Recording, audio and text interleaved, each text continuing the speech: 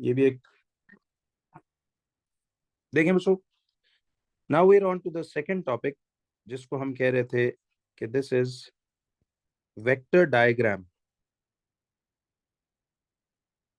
For perpendicular forces. देखिए अब इसमें अगेन जितना कॉन्सेप्ट इन्वॉल्व हो रहा है, you have done this earlier, बहुत एडवांस ट्रिग्नोमेट्री हर चीज आप कर चुके हुए हो, बट मैं vector diagram for perpendicular forces की बात कर रहा हूँ। देखिए आपके कोर्स में नॉन परपेंडिकुलर फोर्सेस का वो vector diagram banana out of syllabus हो चुका है, तो आपने वो नहीं करना। इसको simply vector diagram for perpendicular forces की बात हम करेंगे। देखिए एक क्विक सा रिकॉल दे रहा हूं कि आपको पता ना कि वेक्टर क्वांटिटीज फिजिक्स में हम किन को कहते हैं। जरा देखिए, वेक्टर्स हमने कहा था कि दोज क्वांटिटीज, एक क्विक सा recall and then I will connect with that question. Vector quantities are those quantities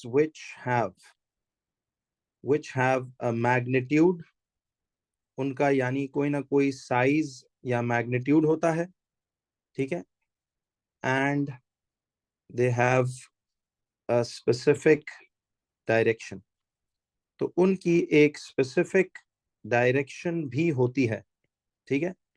तो उनका those quantities which have a magnitude and have a specific direction, they are called vector quantities. अब मिसाल के तौर पे आपको vector scalars में फर्क पता है, ठीक है, ये सारा कुछ हमने पढ़ा हुआ है, तो मैं आपको आता हूँ। अब देखिए मैस जो है, मैस तो एक स्केलर क्वांटिटी है ना, क्योंकि उसकी सिर्फ मैग्नीट्यूड है 10 kg 20 kg, मैग्नीट्यूड उसकी अमाउंट को कहते हैं, तो उसकी मैस की कोई डायरेक्शन तो नहीं है। लेकिन जो वेट है, आपको याद है एग्जांपल्स हमने सब पढ़ी थी कि वेट एक वेक्टर क्वांटिटी है, क्योंकि देखिए ऑब्जेक्ट का जो वेट होता है, मैस तो उसका मैस है, लेकिन उस मैस को अर्थ अपने सेंटर की तरफ जिस फोर्स के साथ पुल करता है उसे वेट कहते हैं। तो ये जो वेट होता है, वेट का एक स्पेसिफिक डायरेक्शन है ना, कि इट एक्ट्स वर्टिकली डाउनवर्ड्स, तो इसका एक स्पेसिफिक डायरेक्शन है, इसलिए weight is a vector quantity, ठीक है जी। इसी तरह से कोई भी किस्म की फोर्स जो है वो भी एक वेक्टर क्वांटिटी है, क्योंकि देखिए फोर्स हमेशा ऑब्जेक्ट्स पे एक स्पेसिफिक डायरेक्शन में लगती है ना। देखें कभी ऐसा नहीं होता कि इस ब्लॉक पे फोर्स ऐसे ऐसे लगे, ठीक है। इस ब्लॉक पे फोर्स हमेशा या तो देखो राइटवर्ड्स लगेगी, या लेफ्टवर्ड लगेगी, या डाउनवर्ड लगेगी, या अपवर्ड लगेगी, किसी एक स्पेसिफिक डायरेक्शन में लगेगी। तो फोर्स भी कोई भी टाइप है, वो भी वेक्टर है। इसी तरह देखिए स्पीड जो होती है, मैंने आपको बताया था ना, वो जो डायग्राम्स हम बनाते थे, कि वेलोसिटी जो है वो एक वेक्टर क्वांटिटी है। क्यों? क्योंकि स्पीड में तो आपको याद है, बताया था मिसाल जब आपको एग्जांपल कराई थी टाउन ए और टाउन बी वाली, कि देखो अगर आप इस रोड पे चल रहे हो तो आपकी रफ्तार की कोई स्पेसिफिक डायरेक्शन नहीं है, कभी आप नॉर्थ, कभी ईस्ट, कभी वेस्ट, कभी साउथ जा रहे हो, तो आपकी रफ्तार को स्पीड ही कहेंगे। लेकिन जब आप इस तरह एक स्पेसिफिक डायरेक्शन में टाउन ए से टाउन बी आओगे, तो आपकी रफ्तार को फिर वेलोसिटी कहा जाएगा, और उसकी एक स्पेसिफिक डायरेक्शन होती है, ठीक है। इसी तरह से एक्सेलरेशन भी एक स्पेसिफिक डायरेक्शन में होती है ना, तो एक्सेलरेशन भी एक वेक्टर क्वांटिटी है। ये सब पढ़ा हुआ है हमने, मैं सिर्फ रिकॉल दें। फिर इसी तरह से डिस्प्लेसमेंट जो है, डिस्टेंस का तो कोई स्पेसिफिक डायरेक्शन नहीं होता, बट डिस्प्लेसमेंट तो हमेशा याद है एक स्पेसिफिक डायरेक्शन में शॉर्टेस्ट लेंथ को कहते हैं। अच्छा, इसी तरह हमने एक और भी टॉपिक मोमेंटम पढ़ा हुआ है, आई होप आपने उसकी वो न्यूमेरिकल्स भी समझे हुए। मोमेंटम का टॉपिक भी इंपॉर्टेंट है, वो भी, इस पर भी सवाल आते रहते हैं रिसेंट ईयर्स में।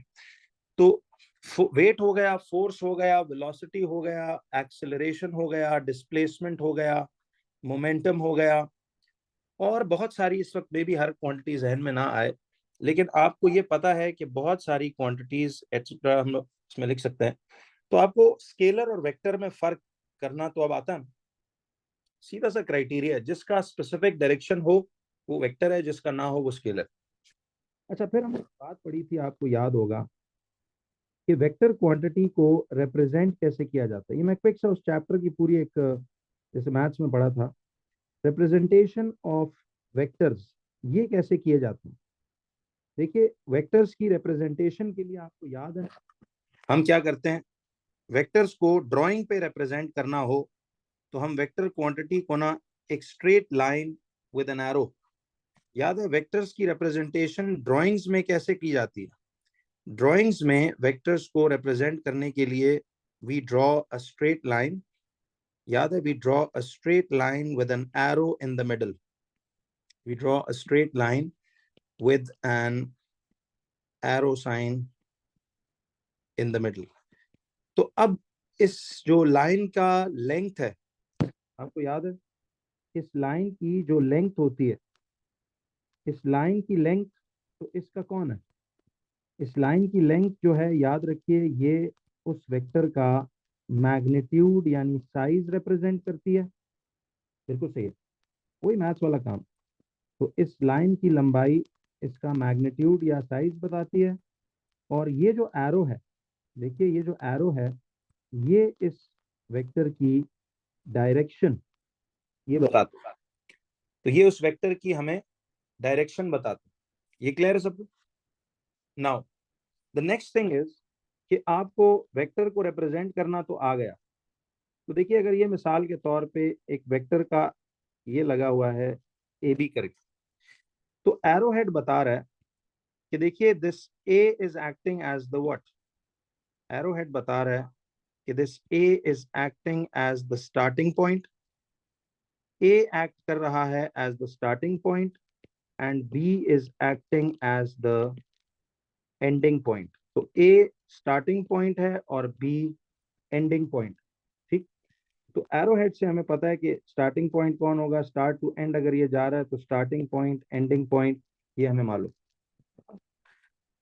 आप इस वेक्टर का नाम कैसे लिखते हो? स्टार्टिंग पॉइंट पहले, एंडिंग पॉइंट बाद में, and with an arrow on top. ये शो कर रहा है कि हम इसको ए से बी, यानी देखो नहीं, वेक्टर बता रहा है कि हम ए से बी जा रहे हैं। तो आप सबको ये बातें तो मालूम है कि ये किस तरह से ये काम होगा। अच्छा, अब मुझे ये बताइए कि there is a concept called equal vectors. ठीक है, एक लफ्ज है इक्वल वेक्टर्स का। क्या आपको याद है वेक्टर्स इक्वल तब होते हैं जब उनका मैग्नीट्यूड, बिल्कुल सही है, देखिए उनका मैग्नीट्यूड भी कैसा हो? उनका मैग्नीट्यूड भी सेम हो और उनकी डायरेक्शन भी सेम हो। तो उनका मैग्नीट्यूड भी सेम होना चाहिए और उनकी डायरेक्शन भी सेम होनी चाहिए। ठीक है, तो मैग्नीट्यूड भी सेम होगा और डायरेक्शन भी सेम होगी। ये दोनों बातें आपको बताई गई थी। तो अब आ जाते हैं इस नए टॉपिक पे जो बात हम वेक्टर डायग्राम की कर रहे थे। देखिए आपको ट्रिग्नोमेट्रिक रेशियोज, पाइथागोरस सब आता है। अब मैं आपको ना एक सवाल के थ्रू एक चीज ये समझाना चाह रहा हूँ कि पहले, बल्कि चले उसका एक छोटा सा कॉन्सेप्ट मैं आपको करा दूं। देखिए अब होगा ये कि आपसे मैं एक सवाल ये पूछता हूँ। फर्ज करो कि हमारे पास यहाँ पे ना एक ब्लॉक है। बहुत इजी कॉन्सेप्ट है, अब इसको सिर्फ सुनिएगा, आपको सब समझ आ जाएगा। बस एक सवाल प्रैक्टिस कराना। अब ये एक क्वेश्चन है, मिसाल एक ब्लॉक है। ठीक है, इस ब्लॉक को ना एक बंदा यहां से खींच रहा है with a force of 4 Newton's. ठीक है, इसको एक बंदा यहां से 4 न्यूटन्स खींच रहा है और दूसरा बंदा, फर्ज कीजिए कि इसको खींच रहा है यहां से इस तरफ with a force of 3 Newton's. अब देखो इस ब्लॉक को एक बंदा यहां रस्सी से 4 न्यूटन से पुल कर रहे हैं और एक बंदा इधर से इस रस्सी को 3 न्यूटन से पुल कर रहे हैं। और मुझे ये बताइए कि इन दोनों फोर्सेस के दरमियान एंगल कितना बन रहा है? What is the angle between these two forces? It's 90 degrees. अब आपके कोर्स में ना सिर्फ ये वाली सिचुएशनें आया करेंगी कि जिसमें फोर्सेस एक दूसरे के साथ 90 डिग्री का एंगल बनाएंगे। अब क्वेश्चन ये था कि मुझे ये बताओ कि अब जब ये 90 डिग्री पे एक्ट कर रही हैं तो what do you think as a result ये ब्लॉक कहाँ को जाएगा? गौर कीजिए, एक बंदा इसको यहां से पुल कर रहा है 4 न्यूटन्स के साथ, एक बंदा उसको यहां से पुल कर रहा है 3 न्यूटन्स के साथ। तो एज अ रिजल्ट बता सकते हो कि ये ब्लॉक, ये जो ब्लॉक है सारा बीच में, this one, this block is going to move in which direction. क्या हम इसका एक रफ सा स्केच बना सकते हैं कि ये ब्लॉक किस तरफ को मूव करेगा? जरा अब ये देखिए, देखिए इसका आसान सा हल ये है। आप मिसाल यूं जरा रियल लाइफ में विजुअल करो ना, कि अगर एक ऑब्जेक्ट को इधर खींचा जा रहा है और एक ऑब्जेक्ट को इस तरफ खींचा जा रहा है, तो इन दोनों फोर्सेस की वजह से ये ऑब्जेक्ट एज अ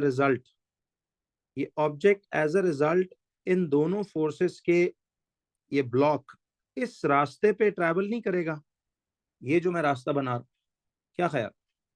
देखें, आप अगर वैसे भी रियल लाइफ में किसी ऑब्जेक्ट को, मिसाल अब देखो ये एक पत्थर है, इसको एक बंदा इधर खींच रहा है और एक बंदा इधर खींच रहा है, तो ये पत्थर एज अ रिजल्ट जो है ये कहाँ को जाएगा? ये इस तरफ तो ट्रैवल करना शुरू नहीं कर देगा ना, यहां तो ट्रैवल नहीं करेगा, बल्कि जिधर दोनों फोर्सेस, एक फोर्स को इधर खींच रही है एक इधर खींच रही है, तो ये पत्थर एज अ रिजल्ट इन दोनों पत्थरों के बिल्कुल कहाँ जाएगा? ऐसे बीच में। यानी इन दोनों फोर्सेस के दरमियान में, इस दरमियानी इलाके में कहीं ना कहीं ये ऑब्जेक्ट या ये पत्थर as a result of these two forces it will start moving somewhere in the middle of these two forces, कि नहीं? तो अब ये बस आपने एक केस समझना है कि देखो, अगर फर्ज करो एक बंदा इसको 4 न्यूटन से इधर और एक 3 न्यूटन से इधर खींच रहा था, तो मुझे बताएं एज अ रिजल्ट ये ब्लॉक इस डायरेक्शन या रुख में ही जाना नहीं शुरू कर देगा? क्या ख्याल? तो ये ब्लॉक जो है वो तो इस डायरेक्शन में जाना शुरू हो जाएगा। अब जरा एक सेकंड सुनना, इसका आसान तरीका पता है क्या होता है? हाउ टू फाइंड कि ये ब्लॉक कहाँ जाएगा? इतना तो पता है कि अगर वो उसको यहां से और यहां से खींचा जा रहा है, तो वो इसी पॉइंट से इस रास्ते पे ट्रैवल करेगा, ये नहीं? बट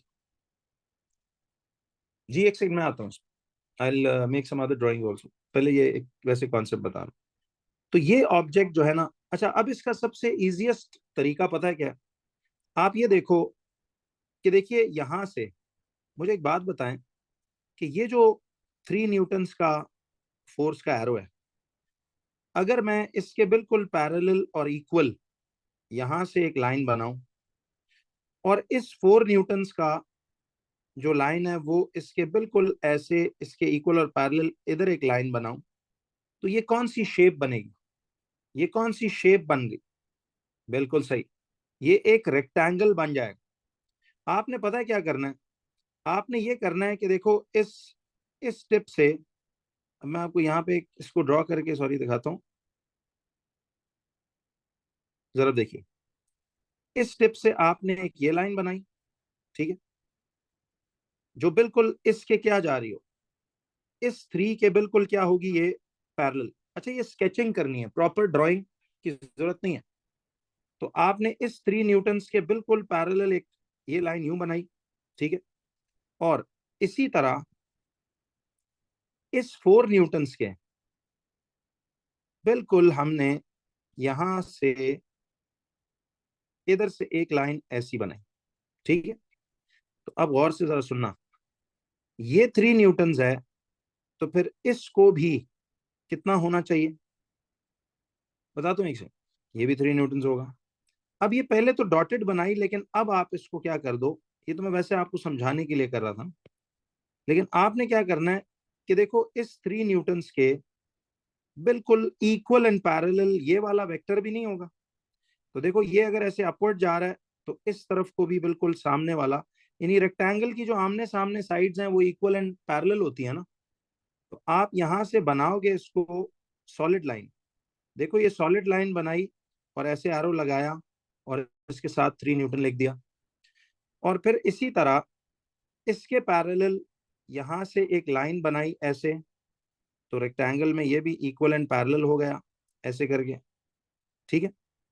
तो मुझे ये बताइए कि ये अगर 4 न्यूटन है तो ये राइटवर्ड एरो भी, लेकिन अगर ये राइट साइड पे 4 न्यूटन है तो ये भी 4 न्यूटन होगा, ये 3 न्यूटन है तो ये भी 3 न्यूटन होगा।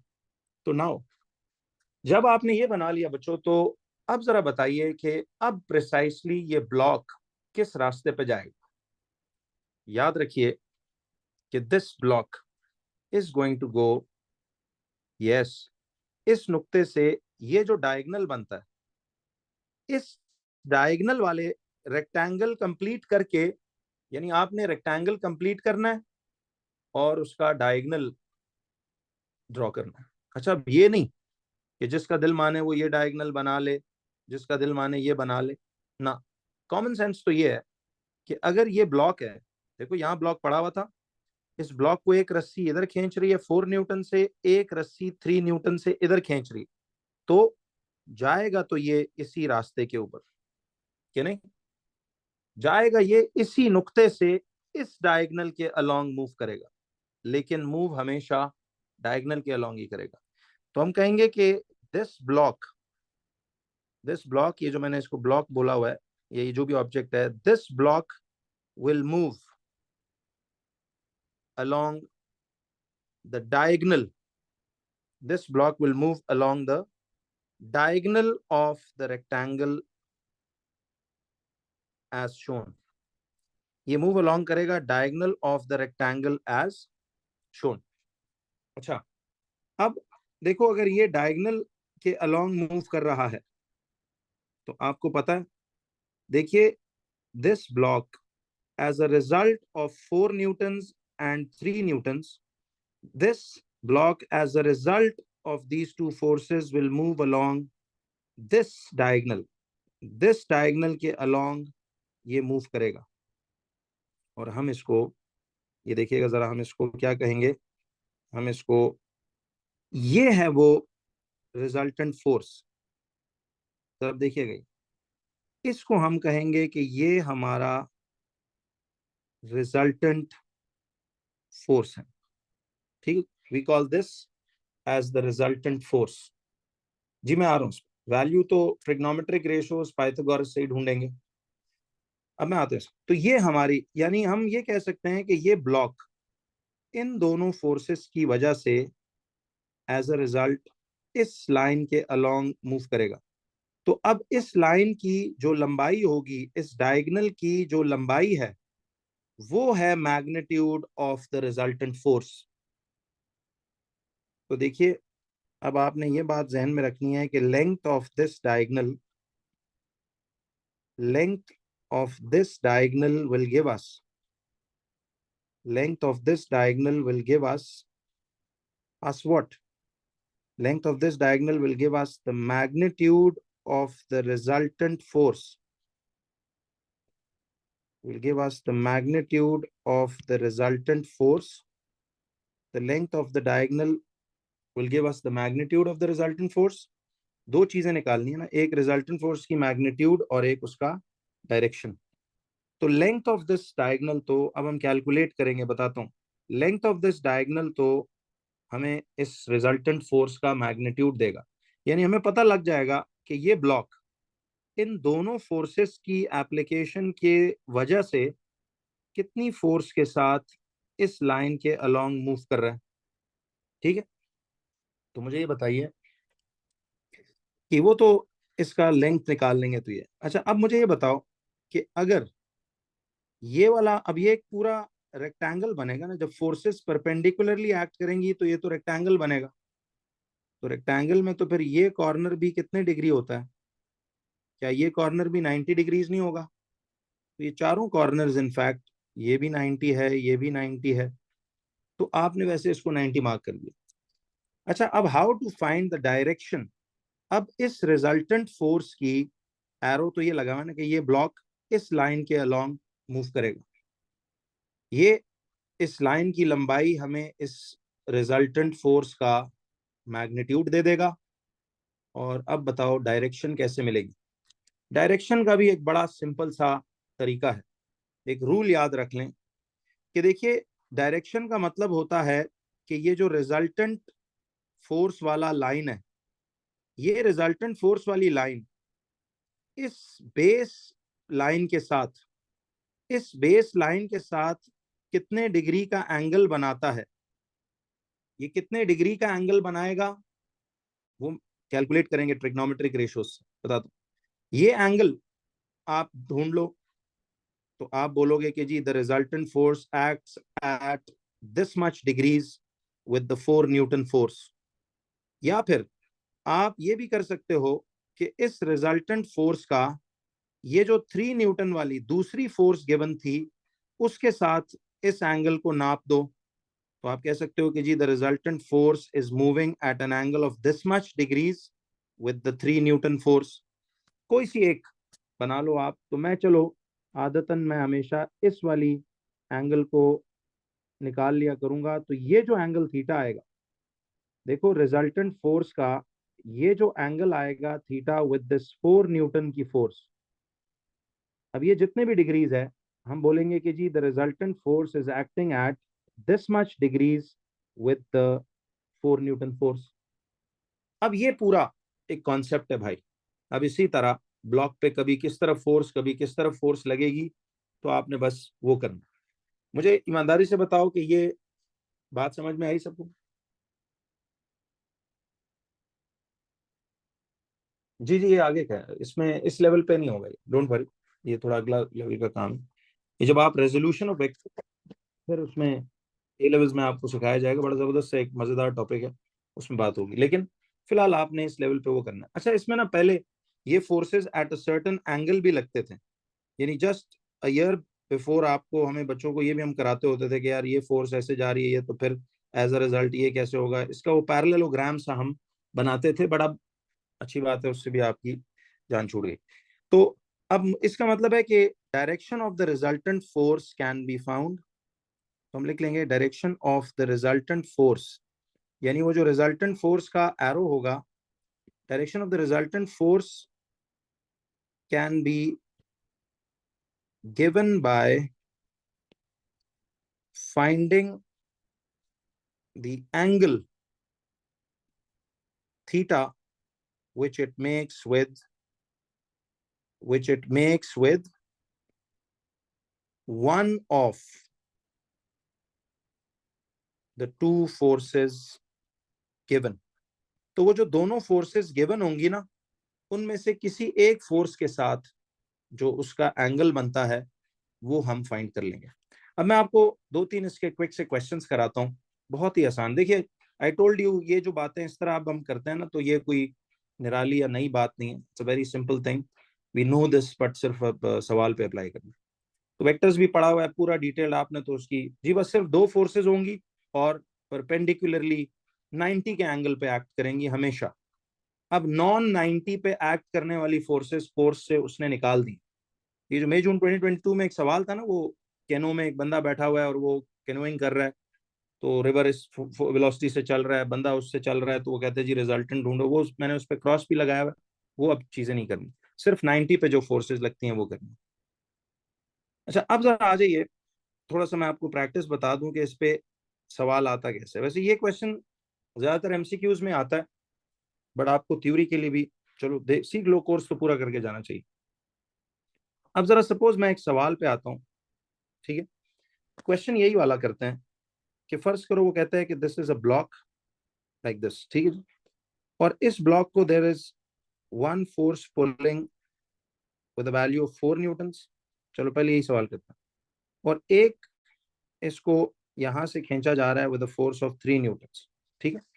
और बस वो आपको ये बता देता है कि ये दोनों फोर्सेस एक दूसरे के परपेंडिकुलर। अब सवाल ये है कि वो आपसे कहता है कि ये दोनों फोर्सेस परपेंडिकुलर हैं। तो क्वेश्चन क्या है, जरा ये समझिए। वो कहता है कि calculate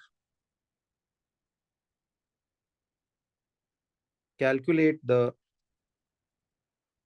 magnitude calculate the magnitude and direction calculate the magnitude and direction of the resultant force calculate the magnitude and direction of the resultant force। तो ये बस सवाल ऐसे आपको देगा कि a block is being pulled by, ऐसे ऊपर सिचुएशन बता देगा कि a block is being pulled by two forces 4 newtons and 3 newtons acting at right angles to each other. ठीक है, चलो मैं इसको ऊपर बोल भी देता हूँ कि जी an object is pulled by two forces, 3 newtons and 4 newtons, acting at right angles to each other. Acting at right angles to each other. तो वो कहता है कि calculate the magnitude and direction of the resultant force. अब इसमें सारी maths involve तो आती है. अच्छा, परेशान मत होना. फर्ज करो थ्योरी में ये सवाल दे देता है, ठीक, ये कंफर्म है कि बस अब राइट एंगल वाली फोर्सेस ही देगा. तो नीचे ना उसने एक जुमला लिखा होता है, by using a vector diagram और अदरवाइज. हमेशा तो और अदरवाइज वाला ये तरीका है.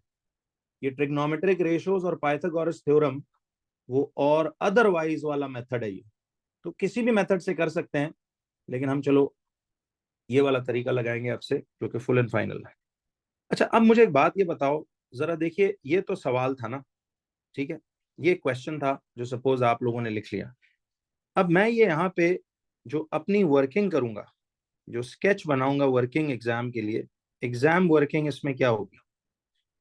देखिए, एग्जाम वर्किंग इसमें मैं ये करूंगा कि हमारे पास ये जो फोर्स है, दिस इज 4 न्यूटन्स, और ये जो फोर्स है हमारे पास, ये फोर्स आपके पास 3 न्यूटन्स आ रही. तो एक तरफ 4 न्यूटन्स है, एक तरफ 3 न्यूटन्स है, और यहाँ पे इनके बीच इधर भी हमें पता है कि 90 डिग्री का एंगल यूं क्रिएट हो रहा है. ठीक है, ये एक स्केच जैसा क्वेश्चन में स्केच है ना, देखो मैंने उसको उसी तरह कट कॉपी, सिर्फ अब ये ब्लॉक नहीं बना रहा बीच में. ठीक, मतलब ये जो नुक्ता जहां पे फोर्सेस लग रही हैं, समझो ये वो ब्लॉक का नुक्ता ही. तो मैंने एग्जैक्ट इसी पैटर्न में ड्राइंग को उठा के यहाँ लिखा. देखिए अब करना क्या है, बात आसान है कि अब आपने ये जब इस तरह से, रिमेंबर, करना सिर्फ ये है कि इधर से ये फोर्स बनाओ, ठीक है, ऐसे. अब देखो, अगर ये 3 न्यूटन्स है तो रेक्टेंगल में ये सामने वाला भी 3 न्यूटन्स होगा, ठीक है.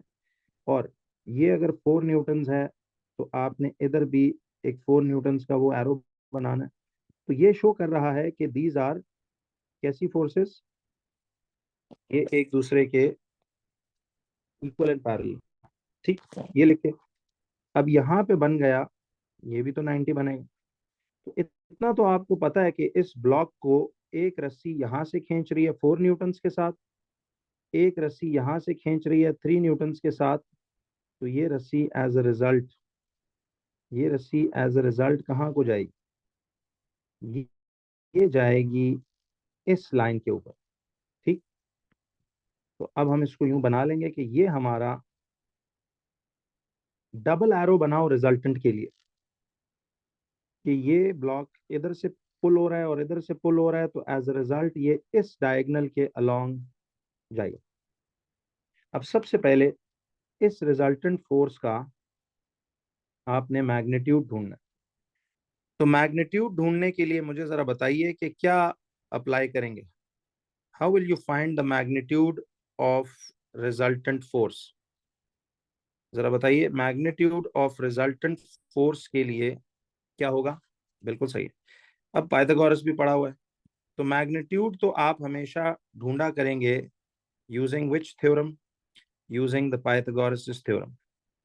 तो पाइथागोरस थ्योरम लगाकर अब जरा मुझे ये बताओ कि आपके पास, देखिए ये बेस भी पता है, तो मैं इस 4 न्यूटन्स को बेस मान लेता हूँ, और इस 3 न्यूटन्स को परपेंडिकुलर मान लेता हूँ, और ये 90 के सामने रिजल्टेंट फोर्स को हाइपोटेन्यूज कह लेता हूँ. तो H square equal to B square plus P square. Simple maths है. जी मैं बता, एंड पे जरा पूछना, ये जो टाइप्स ऑफ एनर्जीज कहाँ कहाँ स्टोर होती है. वैसे ये न्यूमेरिकल्स पास पेपरों में सब एनर्जी फॉर्म्स डिस्कस हुई नहीं है, बट मैं कर देता हूँ. तो अब हाइपोटेन्यूज को हमने फाइंड करना है कि ये एच स्क्वायर इक्वल टू, अब देखिए बेस कितनी आ रही है हमारे पास, बेस है 4, और प्लस परपेंडिकुलर कितना आ रहा है हमारे पास 3. तो मैथ्स तो आती है अब आपको, ये 16 प्लस 9, तो ये आएगा स्क्वायर रूट 25, और दोनों तरफ अब स्क्वायर रूट लेंगे, ये कट जाएगा, तो कितना आएगा, H is equal to 5 newtons. ठीक है, एच आएगा आपके पास 5 न्यूटन्स. अच्छा, अब ये बात जरा समझिए कि एच अगर आपके पास 5 न्यूटन आता है तो इसका मतलब है कि magnitude of the resultant force, magnitude of resultant force हमारे पास निकलेगा 5 न्यूटन्स। ये तो चलो एक मार्क इसका दे दिया, ठीक है, 5 न्यूटन्स आ गए। इसका मतलब है कि अगर ये 4 न्यूटन से खींच रहा है और ये 3 न्यूटन से खींच रहा है तो ये बेसिकली 5 न्यूटन्स का डायगोनल रिजल्टेंट फोर्स होगा। तो अब रिजल्टेंट फोर्स हमने निकाल ली। जब देखिए रिजल्टेंट फोर्स जब आपके पास निकल आई तो आप इसके साथ पूरा ऐसे हेडिंग डालो कि ये रिजल्टेंट फोर्स है, ठीक है, रिजल्टेंट फोर्स, और ये आपके पास 5 न्यूटन आ रही है, ठीक है। अब डायरेक्ट ये जो मैग्नीट्यूड तो आपने निकाल दिया, अब डायरेक्शन ऑफ रिजल्टेंट के लिए क्या करोगे? तो मैंने आपको बताया था, देखो एक फोर्स गिवन वाली 4 न्यूटन है, एक गिवन फोर्स 3 न्यूटन है। तो इस रिजल्टेंट फोर्स का जो एरो है, इस रिजल्टेंट फोर्स के एरो को इस फोर्स या इस फोर्स में से किसी भी एक के साथ जो बनने वाला एंगल है वो एंगल आप निकाल लो। तो मैं यूं करता हूं कि मैं इस वाले एंगल को, ये वाला एंगल मैं सपोज यहां से ढूंढ लेता हूं, ठीक है, इस एंगल को हम यहां से फाइंड कर लेते हैं। तो मुझे एक बात ये बताइए कि आपके पास ये जो आ रहा है, ये सपोज आपकी पिक्चर बनी हुई थी ना यूं करके, तो चलो इसको नीटली थोड़ा सा इधर बना लेते हैं। ये 4 न्यूटन्स था, ये 3 न्यूटन्स था, और ये रिजल्टेंट फोर्स हमने कितना निकाला था, ये वाला, ये 5 न्यूटन। तो मैं इस 4 न्यूटन्स के साथ बनने वाला थीटा ये बता देता हूँ, ठीक। तो अब मुझे बताओ, थीटा इन्वॉल्व हो जाए तो थीटा 90 को जो जोड़े वो तो बेस है, थीटा के सामने परपेंडिकुलर है, 90 के सामने हाइपोटेन्यूस। तो आप तो अब कोई सा भी रेशो लगा सकते हो तीनों, लेकिन चलो मैं जो गिवन वैल्यूज हैं, क्योंकि देखिए मुमकिन है मैंने ये कैलकुलेशन में कोई गलती कर दी हो, तो जो गिवन वैल्यूज हैं उनके थ्रू निकालो हमेशा। तो आपको बेस दी हुई है 4 न्यूटन्स, परपेंडिकुलर दिया हुआ है 3 न्यूटन्स, और थीटा आपने फाइंड करना। तो ये कौन सा रेशो लगेगा? Through proper brushing. तो देखो मैथ्स का ये रोल था कि फिजिक्स में भी यहाँ पे आपको काम आ रहा। तो अब थीटा वुड बी, बल्कि पहले इस तरह वैल्यूज रिप्लेस कर देते हैं। तो see this would be tan of theta, यानी ये हमने फाइंड करना है। p इज 3, बेस इज 4, और theta would be tan inverse 3/4। तो अब ये थीटा आएगा आपके पास कितना, कि देखिए ये बन जाएगा शिफ्ट और tan इनवर्स 3/4।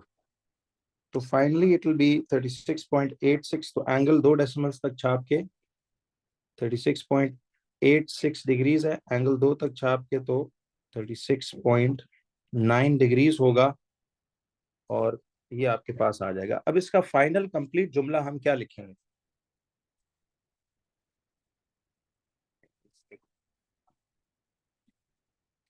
तो अब सवाल ये देखो, इसका जो डायरेक्शन आपने लिखना है, डायरेक्शन का जुमला क्या होगा?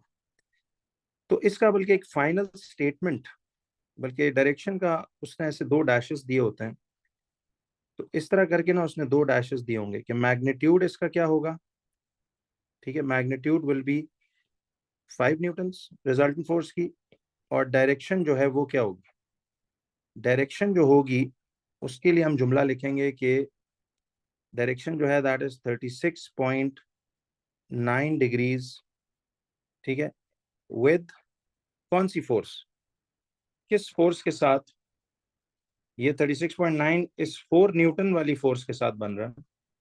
तो देखें हम उसे कह रहे हैं कि रिजल्टेंट फोर्स जो है वो इस 4 न्यूटन फोर्स के साथ 36.9 डिग्री बन रहा है। तो ये 36.9 degrees with the 4 newton force, ये आपके पास ऐसे आ जाए। बात समझ आई सबको? तो ये 36.9 degrees with the 4 newton force, ये आपके पास ऐसे आ जाएगी।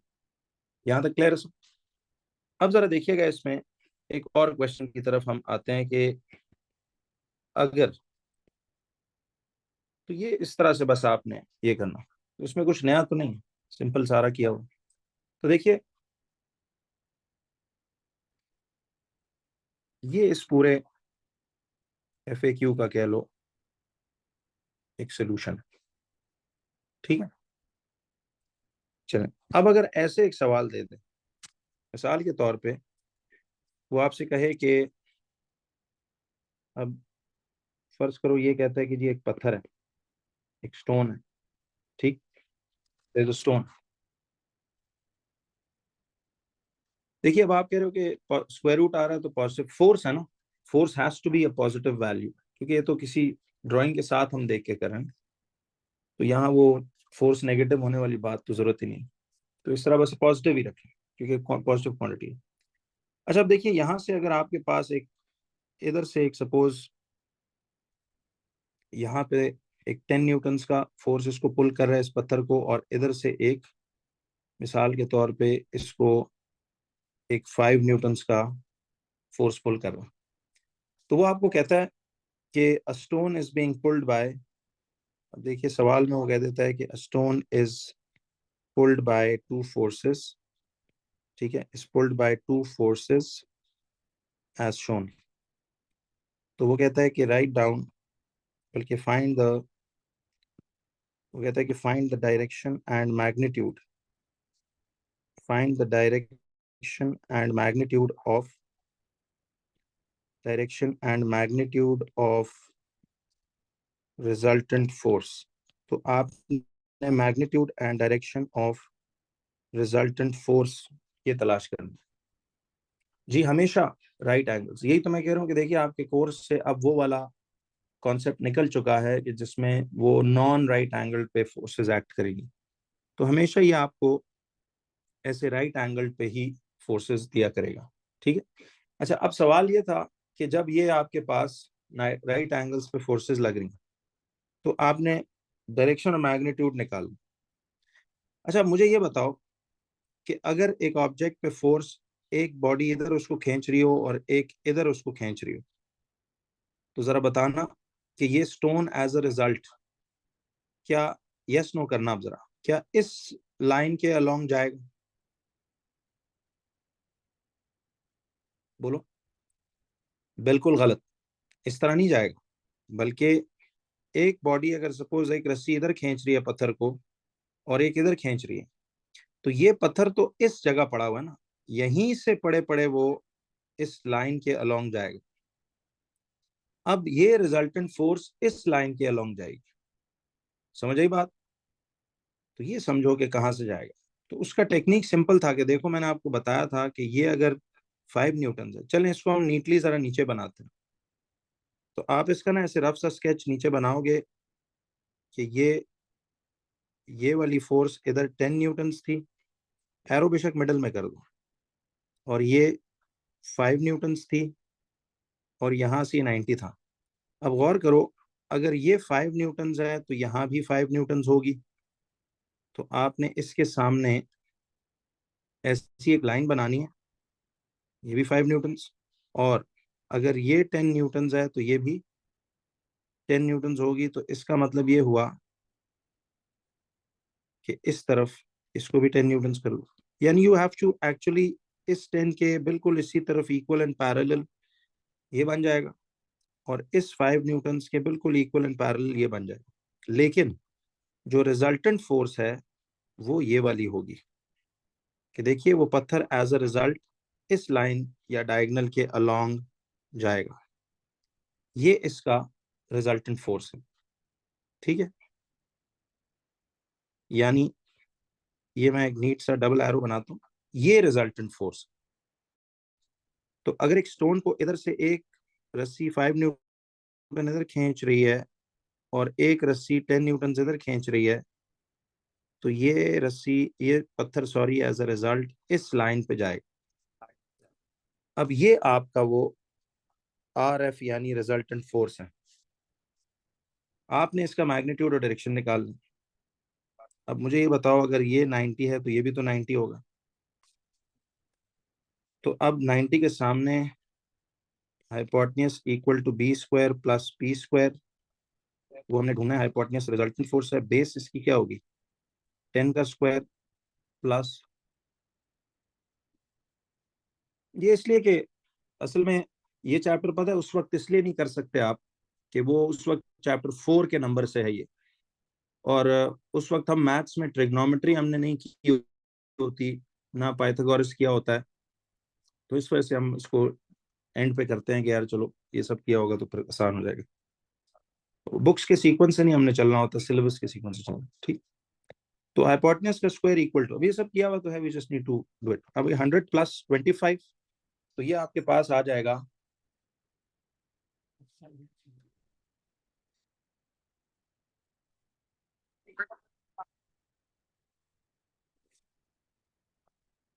तो ये हाइपोटेन्यूज का स्क्वायर इक्वल टू 125, और अब दोनों साइडों पे स्क्वायर लेंगे तो ये रूट कट के ये आ जाएगा आपके पास स्क्वायर रूट ऑफ 125, तो ये आएगा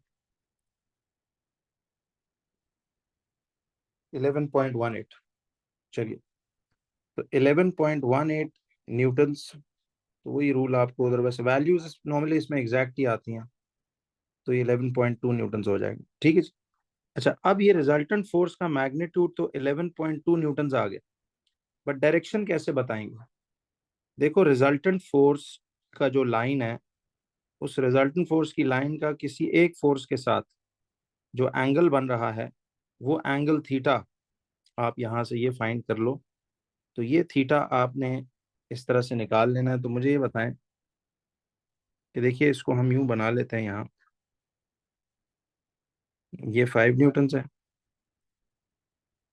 ठीक है, ये 5 न्यूटन की थी फोर्स, ये लाइन हमारे पास 10 न्यूटन की आ रही थी, और रिजल्टेंट अब निकल आई हमारे पास 11.2 न्यूटन। तो ये वाला थीटा आप उसे बता दो, तो थीटा 90 को जो जोड़े वो बेस है, थीटा के सामने परपेंडिकुलर, 90 के सामने हाइपोटेन्यूज। तो मैं चलो हर दफा ये बेस और परपेंडिकुलर जो गिवन फोर्सेस थी इन्हीं को ले लूंगा। तो बेस मेरे पास 10 न्यूटन है, परपेंडिकुलर मेरे पास 5 न्यूटन है।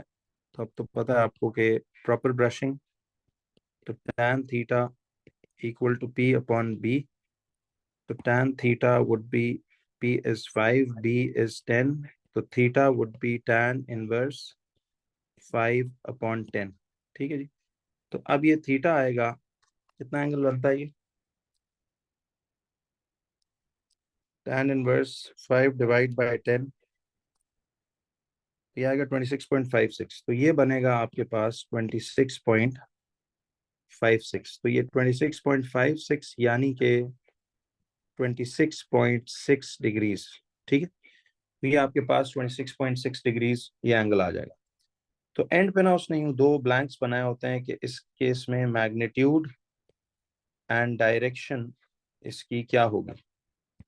तो मैग्नीट्यूड में तो आप बोल दोगे 11.2 न्यूटन्स, और डायरेक्शन होगी 26.6 डिग्रीज विद कौन सी फोर्स, 10 न्यूटन्स वाली फोर्स के साथ एंगल हमने निकाला है। तो बस कोई सा भी एक थीटा आप निकाल लो, ठीक है जी। ये इस सवाल का पूरा सोल्यूशन है।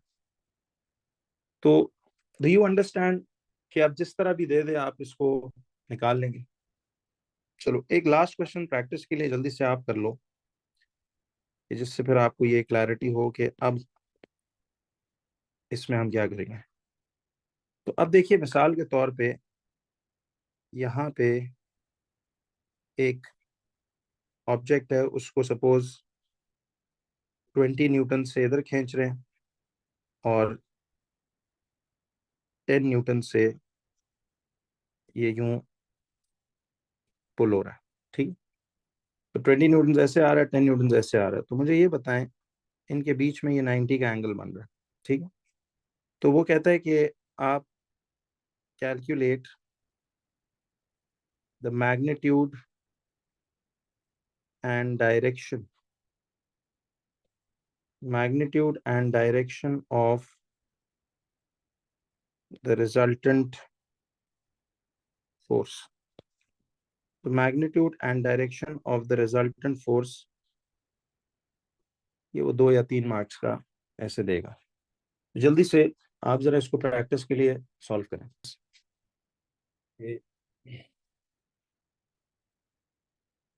इधर देखें, इस सवाल में वो कहता है कि अब यहाँ पे एक बॉडी पे फोर्स लग रही है इस तरफ 20 न्यूटन्स, इस तरफ फोर्स लग रही है 10 न्यूटन्स। तो हमने magnitude and direction of resultant force ढूंढनी है। एक बात सोचो कि जब एक पत्थर को इधर 20 न्यूटन से खींच रहे हो और इधर उसको 10 न्यूटन से खींच रहे हो, तो एज अ रिजल्ट वो इसी पॉइंट से इस तरफ इस डायगोनल के अलोंग नहीं जाएगा, क्या नहीं? तो अब हम यूं करते हैं कि देखिए, इधर उसका मिसाल के तौर पे ये 10 न्यूटन्स और ये आ रहा है हमारे पास मिसाल के तौर पे 20 न्यूटन्स। तो इस 10 न्यूटन्स के बिल्कुल इक्विवेलेंट यहाँ पे हम यूं लगा देते हैं और इसके साथ हम यहाँ पे यूं लगा देते हैं, तो दिस वुड बी 20 न्यूटन्स ऐसे करके। अब ये आपके पास अगर 90 डिग्री यूं आ रहा है, तो ये आपके पास ऐसे इस तरफ ये फोर्स जाएगी। तो यहाँ से 20 न्यूटन्स ये आ रहा है, 10 न्यूटन्स ये आ रहा है, तो 20 न्यूटन्स आपके पास इस तरफ जाएगी फोर्स। तो अब इस रिजल्टेंट फोर्स की हम डायरेक्शन कैसे निकालेंगे? तो हमें पता है ये 90 का एंगल है, तो ये हाइपोटेन्यूस आ जाएगा, इसको बेस मान लेते हैं, इसको परपेंडिकुलर मान लेते हैं। तो अगेन हर दफा एक ही टाइप की स्टोरी है। तो हाइपोटेन्यूस आ जाएगा एज का स्क्वायर इक्वल टू बेस आ जाएगा आपके पास 20 का स्क्वायर प्लस परपेंडिकुलर आ जाएगा 10 का स्क्वायर। तो ये H square equal to 400 plus 100, तो एज स्क्वायर इक्वल टू 500। ये इधर से स्क्वायर रूट ले लेंगे, तो दिस वुड बी, कितना आ जाएगा 22.4 न्यूटन्स। ये तो उसका मैग्नीट्यूड आ गया। अब डायरेक्शन निकालनी है, तो देखिए इस रिजल्टेंट फोर्स का इस 20 न्यूटन्स के साथ जो ये थीटा बनता है, ये आप निकालो। तो अब देखिए ये आपके पास 20 था, ये हमारे पास सपोज 10 है और ये रिजल्टेंट फोर्स है, तो ये उसका थीटा है। अब थीटा 90 को जो जोड़े वो बेस है, थीटा के सामने ये परपेंडिकुलर है और आपने थीटा फाइंड करना है। तो ये कितना आ जाएगा? Base is 20 newtons, perpendicular is 10 newtons and theta is what you find. तो tan थीटा आएगा थ्रू प्रॉपर ब्रशिंग। तो tan theta equal to proper आ रहा है हमारे पास 10, ब्रशिंग आ रहा है 20, तो ये बनेगा theta equal to tan inverse 10/20 which will be 26.6। चले आप डायरेक्ट ये बता रहे हो तो ये डिग्रीज, ये एंगल लिख लेंगे, ठीक। तो मैग्नीट्यूड, उस रिजल्टेंट फोर्स का मैग्नीट्यूड आ रहा था 22.4 न्यूटन्स और उसकी डायरेक्शन हम लिखेंगे 26.6 डिग्रीज विद 20 न्यूटन फोर्स। ये तरीका है इसका मैग्नीट्यूड और इसका डायरेक्शन लिखने का। यहाँ तक clear? This is how you attempt it, ठीक है जी। अच्छा, यहाँ होता है ये टॉपिक पूरी तरह से कंप्लीट।